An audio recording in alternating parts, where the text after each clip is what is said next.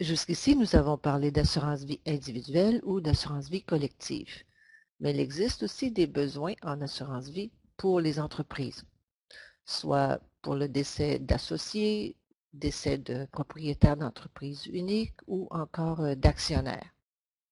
Il peut y avoir des conséquences importantes à considérer pour l'entreprise lorsqu'il y a décès important dans celle-ci, particulièrement pour les petites entreprises en démarrage. Que peut-il se passer? Il peut y avoir une perte de compétences, des personnes clés qui ne sont plus au travail, peut entraîner une chute de production, donc une chute des revenus, mettre même l'entreprise en péril.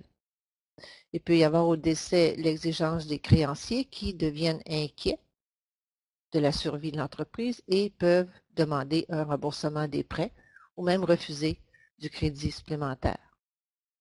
Au décès d'un membre de l'entreprise, la famille, qui est la succession, pourrait s'insérer dans les opérations de l'entreprise ou encore demander un prix pour les parts de l'entreprise à revendre par définition à cause de la convention de rachat aux actionnaires ou aux associés de l'entreprise.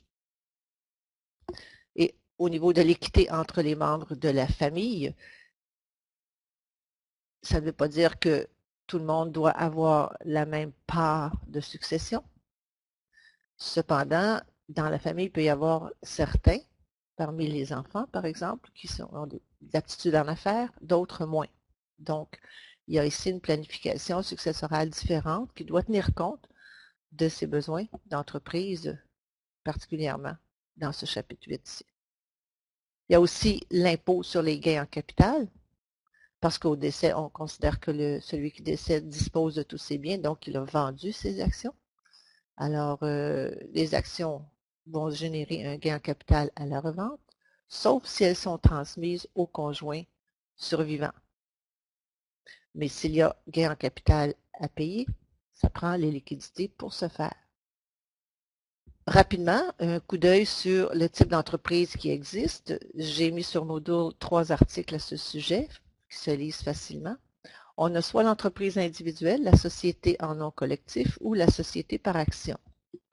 L'entreprise individuelle, c'est d'une certaine façon le travailleur autonome, où le travailleur autonome est entièrement responsable des revenus, des dépenses et des bénéfices qui deviennent son revenu dans l'entreprise comme telle. Alors, la responsabilité totale fiscale appartient au propriétaire de la petite entreprise et sa responsabilité en rapport avec les dettes est totale. La société en nom collectif, c'est 2 ou plusieurs personnes qui mettent ensemble leurs expertises pour travailler dans un cabinet d'une certaine façon, comme par exemple les comptables, ça arrive souvent. Le but, évidemment, de s'associer dans un bureau, c'est en quelque part de faire de l'argent, comme dans toute rentabilité d'affaires.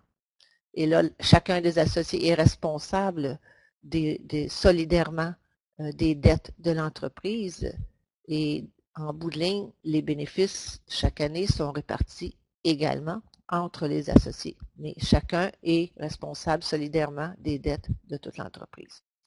Il peut y avoir une variante qui a un bémol ou une exception là-dessus. Ce n'est pas l'objet de ce cours-ci. Par ailleurs, la société par action, qui est comme la compagnie. Une compagnie, c'est une entité juridique séparée et distincte. On crée une personne morale. On dit morale parce que ce n'est pas une personne physique, mais on crée une personne sur le plan fiscal et juridique qui est complètement indépendante de l'individu. Donc, les propriétaires d'une compagnie, on va les appeler les actionnaires. Et ici, on va travailler avec la valeur d'actions. Okay. Il peut y avoir des sociétés publiques ou des sociétés privées. Les sociétés publiques sont des sociétés cotées en bourse et la fiscalité est différente que les sociétés privées qui, elles, sont plutôt des sociétés plus discrètes, si on peut dire, ou qui ne sont pas officiellement cotées en bourse. La façon de calculer les dividendes ou les profits redistribués aux actionnaires dans les deux cas est un peu différente. Le fascicule sur la fiscalité va vous aider à comprendre ça. Il y a aussi au niveau du gain en capital, lorsqu'il y a disposition des actions, par exemple, il y a gain en capital. Le gain en capital est imposé d'une façon différente. Il y a un certain avantage dans le sens où la moitié seulement du capital est inséré dans l'impôt à payer dans une société privée sous contrôle canadien. Le calcul des dividendes est différent dans les sociétés canadiennes que n'importe quelle autre société internationale qui ne traite pas sa fiscalité de façon précise comme au Canada. Il y a aussi l'assurance pour la personne clé, donc, qui va donner des liquidités pour aider l'entreprise à survivre, à recruter donc une nouvelle personne, à la former et à compenser pour le chiffre d'affaires temporairement qui risque d'être affecté et qui peut aider à payer les frais généraux pendant ce temps-là où l'entreprise est peut-être moins rentable. Alors ici, on est dans le concept de coparticipation où la prime est partagée selon les intérêts économiques en jeu. Ça veut dire quoi? Ça veut dire que la proportion de la prime qui sert à payer la valeur nominale initiale au décès pour l'entreprise, lorsque la personne clé décède, et l'autre partie appartient à la personne elle-même. La prime est vue ici comme dans une temporaire, 1 an, c'est-à-dire qu'on calcule la valeur de la prime sur une T1. Les exigences pour l'emprunt demandent qu'on lui...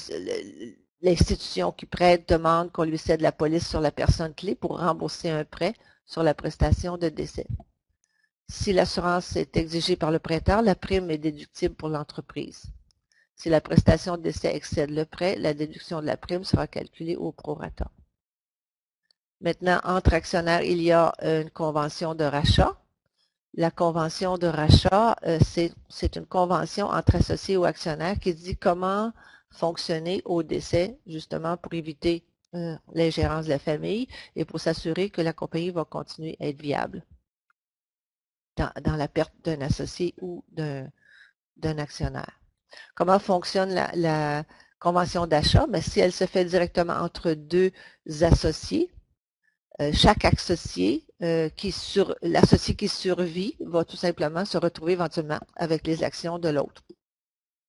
Un autre type de convention de rachat, c'est de faire en sorte que c'est la société qui va racheter les parts du défunt, ce qui va réduire le nombre d'actions en circulation.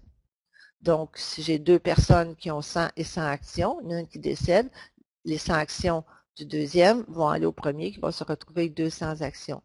L'autre façon, c'est 200 actions sur le marché. L'un décède, la société va racheter les 100 actions qu'il y a sur le marché, les réinsérer dans la compagnie, donc il va y avoir 100 actions de moins sur le marché. Quelle est l'importance des conventions de rachat? Elles protègent les survivants propriétaires, elles protègent l'entreprise, elles protègent la famille survivante et les autres bénéficiaires du défunt. Dans ce sens qu'une convention va avoir un acheteur garanti au contrat, qui sont les survivants propriétaires qui doivent racheter les parts. On sait qu'au décès, on ne peut pas juste donner des parts, il faut les échanger à valeur marchande, c'est une question fiscale et légale, juridique. La valeur de rachat est précisée, la valeur des actions est précisée dans la convention et la convention dit que la transaction doit se faire obligatoirement. Le financement va être à ce moment-ci garanti par une assurance vie qui va prévoir le mode de financement de rachat parce que les actions valant des prix élevés la plupart du temps, ça prend de la liquidité pour pouvoir les racheter de la succession ou des bénéficiaires. Alors, il y a 2 types de financement. Le premier, on appelle ça le financement selon la méthode croisée. Dans ce sens que s'il y a 2 personnes qui sont associées, l'une personne va prendre une assurance vie sur la tête de l'autre et vice-versa. Dans ce cas-là, on parle de 2 individus qui payent des primes l'un pour l'autre. Donc, les primes sont non déductibles. L'inconvénient de ça, c'est que les primes peuvent différer d'une personne à l'autre selon l'état de santé de l'un ou de l'autre et que la prestation à l'un qui paye les actions à la succession, qui remet les actions, comment ça fonctionne, c'est que la prestation va à celui qui survit qui alors va payer les actions à la succession et la succession va remettre les actions à celui qui survit, tout simplement. L'autre financement, c'est selon la méthode d'assurance détenue par l'entreprise. Les avantages, que ce soit l'entreprise qui détienne l'assurance vie, qui en soit le titulaire, c'est que, la répartition égale des coûts des primes va être insérée dans l'entreprise. Donc, peu importe les primes, toutes les primes vont être mises ensemble dans une dépense, si on peut dire. Et les associés peuvent vérifier que les primes sont réellement payées, en d'autres termes, que l'assurance demeure en vigueur. Et les primes elles-mêmes qui ne sont pas déductibles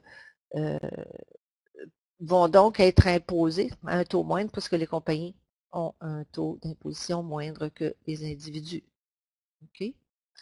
Alors, c'est intéressant aussi que la compagnie détienne l'assurance vie lorsqu'il y a plus que 2 associés.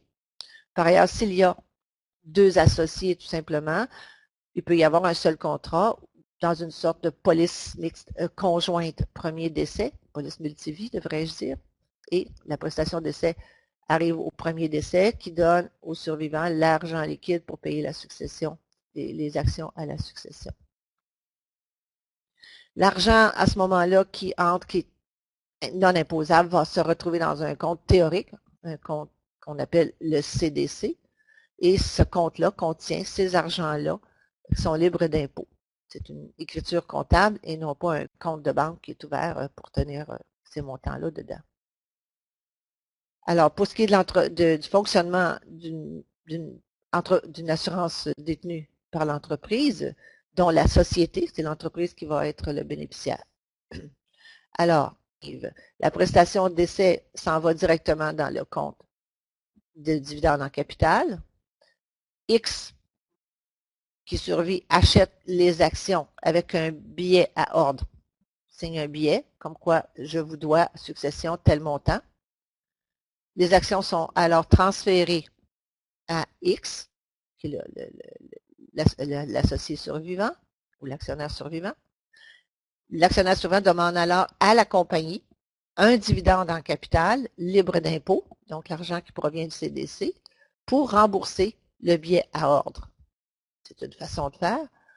Il y a aussi le fonctionnement de la méthode du régime de rachat d'actions financé par l'assurance vie.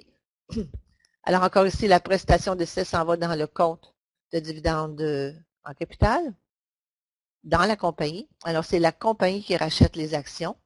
Elle annule alors les actions, ce qui fait que les actions en circulation sont réduites. Alors X, qui est l'actionnaire survivant, se retrouve alors avec 100% des actions. Alors, qu'est-ce qu'on a à dire de plus dans la convention de rachat? Alors, le rôle du compte de dividende en capital, c'est de distribuer de l'argent libre d'impôt. Le fonctionnement de la méthode d'assurance détenue par l'entreprise, la société étant le bénéficiaire, va avoir une convention, c'est comme une convention entre A et B, ou X et Y, qui est financée par l'assurance vie détenue par la compagnie. Alors, je confirme, la prestation va dans le CDC. X achète les actions avec un billet à ordre. Les actions sont alors transférées à X, qui demande à la compagnie un dividende en capital libre d'impôt et rembourse alors le billet à ordre. Lorsqu'on est dans le régime régime de rachat d'actions financées par l'assurance vie, bien, la convention est entre X et Y avec la compagnie. Donc, la prestation va dans le CDC de la compagnie rachète les actions, les annule, et le nombre d'actions en circulation est alors réduit. Alors, X devient alors 100% propriétaire des actions. C'était un résumé des éléments mentionnés plus bas. C'est tout. On va souhaiter une bonne étude.